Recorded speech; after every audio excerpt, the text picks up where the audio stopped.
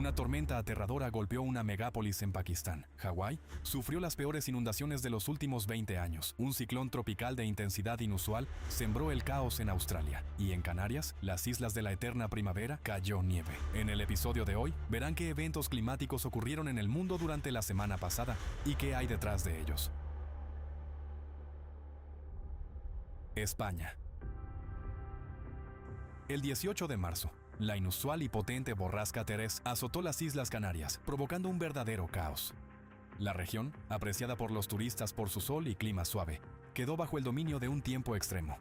El temporal paralizó el transporte, decenas de vuelos fueron cancelados o desviados, y los puertos cerrados. En Tenerife, en la zona de Izaña, las rachas de viento alcanzaron los 122 km por hora. El territorio del Parque Nacional del Teide quedó cubierto de nieve. Y en las zonas turísticas incluso se formaron carámbanos, a pesar de que la temperatura mínima media de marzo en esta región es de más 15 grados Celsius. Debido a la nieve, las carreteras fueron cortadas. En el norte de la isla, un deslizamiento de tierra dañó un canal de suministro de agua, provocando interrupciones en el abastecimiento. En la isla de Lanzarote, en el municipio de Arrecife, olas de hasta 5 metros destruyeron paseos marítimos, muelles e infraestructuras de playa. Frente a la costa de la isla de Fuerteventura, 2 personas en una embarcación fueron rescatadas de un mar embravecido. En la isla de Gran Canaria se registró una cantidad récord de precipitaciones que provocaron inundaciones repentinas y deslizamientos de tierra. En el municipio de Vega de San Mateo, en menos de un día, cayeron más de 100 milímetros de lluvia y una enorme roca bloqueó la principal carretera de montaña GC60. El archipiélago canario tiene origen volcánico. Sus islas están surcadas por profundos barrancos secos que, durante las lluvias torrenciales, en cuestión de minutos se convierten en corrientes impetuosas que arrastran piedras y barro, lo que supone una grave amenaza para las personas. En el municipio de Mogán, el agua de lluvia inundó el barranco, por lo que unos 200 habitantes de la ciudad de Arguineguín quedaron aislados.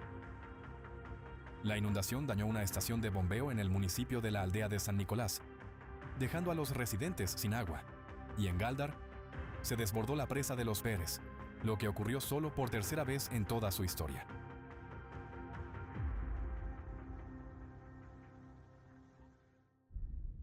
Pakistán.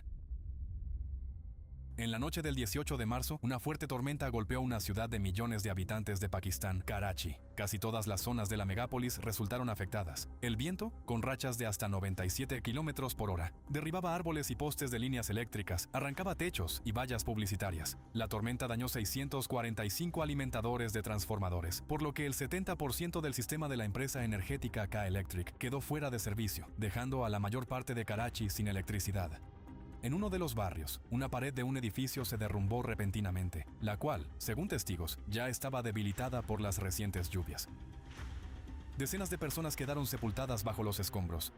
A última hora de la noche, se recuperaron los cuerpos de 19 personas.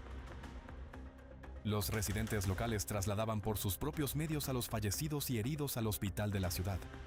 En las zonas rurales de la provincia de Sindh y en las regiones fronterizas de Baluchistán, las lluvias torrenciales y el granizo destruyeron cultivos, huertos de mango y de dátiles. En varias zonas de la provincia de Baluchistán, las tierras bajas quedaron inundadas y en los tramos montañosos de las carreteras N50 y N70, los deslizamientos de tierra dificultaron el tránsito. En la ciudad de Karachi y otras partes de Sindh, los vientos tormentosos, las tormentas eléctricas y el granizo provocaron la muerte de al menos 24 personas, mientras que 60 resultaron heridas.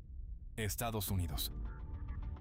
Desde el 16 de marzo, en Hawái, comenzó la inundación más fuerte en más de 20 años. La causa fue un ciclón del tipo Kona Low, un sistema atmosférico en el que se altera la circulación habitual de los vientos y lluvias prolongadas azotan las islas. El mayor impacto lo sufrió Oahu y Maui, 2 de las islas turísticas más populares del archipiélago.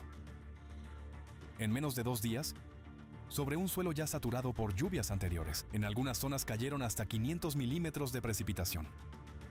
Los ríos se desbordaron y amplias áreas, incluidos barrios residenciales y zonas turísticas, quedaron bajo el agua. Más de 5.500 personas en las zonas del norte de Oahu recibieron órdenes de evacuación. Para prestar ayuda a las personas atrapadas por la rápida subida del agua, se movilizó la Guardia Nacional de Hawái. Los equipos de rescate evacuaban a personas desde los tejados y las sacaban de casas inundadas. Los servicios de emergencia rescataron a más de 200 personas. El 20 de marzo, debido a la amenaza inminente de ruptura de una presa en la costa norte de Oahu, las autoridades declararon el estado de emergencia. Como consecuencia del desastre, cientos de viviendas resultaron dañadas en Hawái. También se vieron afectadas carreteras, escuelas, hospitales y otras infraestructuras sociales. Los daños preliminares superaron los $1.000 millones.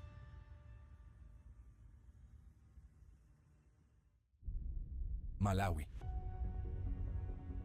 Desde el 16 de marzo, lluvias torrenciales azotaron Malawi, provocando inundaciones devastadoras y deslizamientos de tierra en todo el país. El temporal dañó la infraestructura, carreteras quedaron destruidas y se interrumpió el funcionamiento de los sistemas de abastecimiento de agua y energía. En las centrales hidroeléctricas, parte del equipamiento tuvo que ser detenido para limpiarlo de los residuos arrastrados por los ríos. Como resultado, en algunas centrales la capacidad de generación se redujo en una cuarta parte. En el distrito de Lilongwe, en la región central de Malawi, se produjo un gran deslizamiento de tierra que afectó a unas 36 hectáreas. El territorio quedó inutilizable para la vida y la agricultura. La rápida subida del agua también provocó la muerte de ganado y aves de corral. Y en el distrito de Nkata Bay, en la región norte del país, el puerto resultó gravemente dañado. En la ciudad de Mangochi, en la región sur, murieron 2 niños que intentaban cruzar un río desbordado. En total, el desastre causó al menos 13 víctimas mortales en el país, y decenas de personas resultaron heridas. Brasil. A mediados de marzo, sobre el Atlántico, frente a la costa sureste de Brasil, se formó un ciclón que permaneció prácticamente inmóvil durante 5 días. Según los meteorólogos, la causa de este comportamiento inusual fue un anticiclón de bloqueo que impedía que el ciclón se desplazara hacia el océano abierto. Esta alteración en la circulación de masas de aire provocó la formación de tormentas destructivas en varios estados de Brasil. En el estado de Mato Grosso do Sul, en la ciudad de Maracaju, el 18 de marzo se produjo un fuerte aguacero. En el transcurso de una hora cayeron 121 milímetros de lluvia. El agua inundó una escuela pública, un supermercado mayorista y viviendas. Las calles se convirtieron en ríos, y en la entrada a la rotonda de la BR 267 se formaron atascos. En el estado de Pará, en la ciudad de Santarém, en 4 días cayó más de la mitad de la precipitación media mensual de marzo. Más de 2.000 residentes en 19 distritos se vieron afectados por el desastre y más de 430 personas se quedaron sin hogar. El 21 de marzo, un ciclón extratropical frente a la costa de Argentina provocó condiciones meteorológicas peligrosas en el estado brasileño de Rio Grande do Sul, mientras en la región se registraban temperaturas cercanas a los 40 grados Celsius. Se desataron vientos huracanados y lluvias intensas. En el municipio de Lajeado, las ráfagas alcanzaron los 107 kilómetros por hora. En la ciudad de Uruguayana, el temporal arrancó techos, derribó árboles y postes eléctricos. En el centro, una piscina cayó desde el techo de un edificio. Y en el barrio União das Vilas, cables caídos tras la tormenta engancharon a un motociclista en movimiento. En el municipio de Alegrete, chapas metálicas de un edificio dañado salieron volando por las calles. En Restinga Seca, la autopista ERS 149 fue bloqueada por árboles caídos, y en el municipio de Taquari, más de 10.000 hogares quedaron sin electricidad. En la ciudad de Paso Fundo, un árbol cayó sobre un autobús y un automóvil. El 22 de marzo, lluvias torrenciales superiores a 100 milímetros provocaron inundaciones en la parte norte del estado.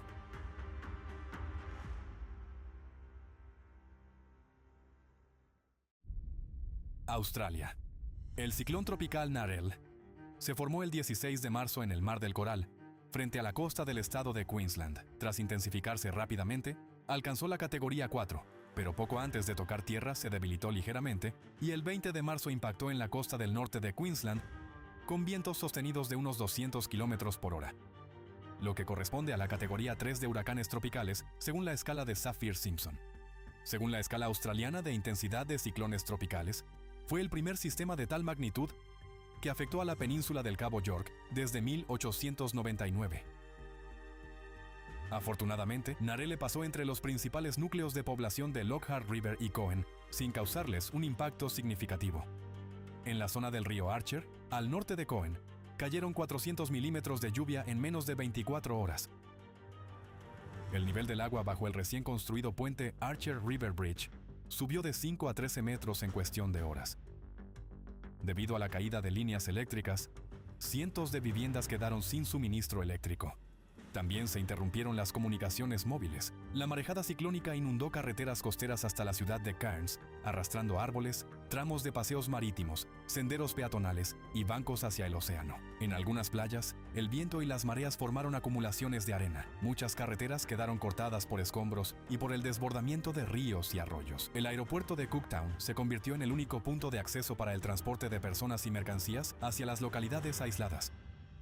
La localidad turística de Port Douglas, puerta de entrada a la famosa Gran Barrera de Coral y al bosque tropical Daintree, también sufrió las consecuencias del ciclón tropical.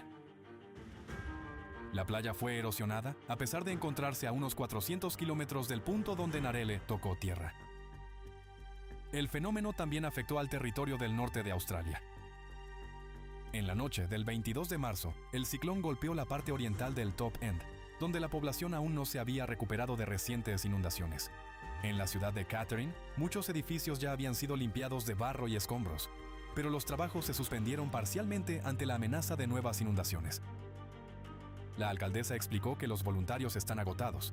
Durante 2 semanas trabajaron sin descanso para restaurar los daños de la anterior ola de inundaciones, y ahora deben regresar una y otra vez para limpiar las mismas zonas.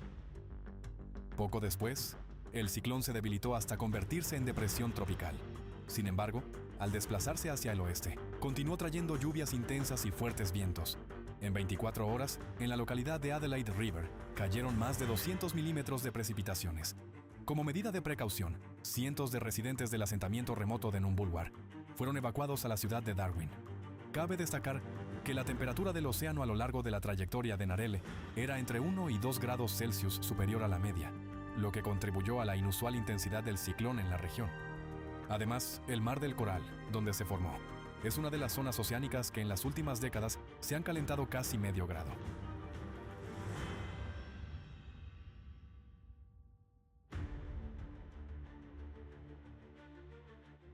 En los últimos años, el océano se está calentando más rápido de lo previsto. Estudios recientes muestran que el calentamiento no ocurre solo en la superficie, sino también en sus capas cercanas al fondo. El fondo oceánico es un entorno geológico activo a través del cual el agua recibe constantemente energía térmica. Volcanes submarinos, fallas, dorsales medioceánicas y fuentes hidrotermales crean un auténtico circuito de calefacción profundo del planeta. Cuando la actividad geodinámica de la Tierra se intensifica, como está ocurriendo hoy en día, el flujo de calor desde abajo aumenta y el océano recibe energía adicional.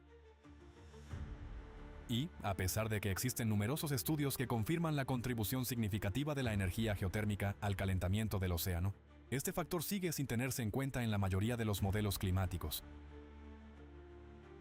¿Por qué es importante? Porque el océano es el termorregulador del planeta. Redistribuye y disipa el calor, estabilizando el clima, pero hoy su capacidad de enfriamiento se ve alterada por los micro y nanoplásticos. Estas partículas dificultan la disipación natural del calor, convirtiendo el océano en una trampa de energía. Como resultado, ya hoy aumenta rápidamente el número y la intensidad de los desastres naturales en todo el planeta. Y esto es solo el comienzo. No podemos esperar a que las catástrofes pasen a un nuevo nivel, cuando las megatormentas, megatornados y megahuracanes se conviertan en la norma. Y si no empezamos a actuar ahora, las consecuencias de la actividad geodinámica y de nuestra intervención en los procesos naturales, en forma de contaminación del planeta con plástico, serán mucho más graves que todo lo que la humanidad haya experimentado jamás.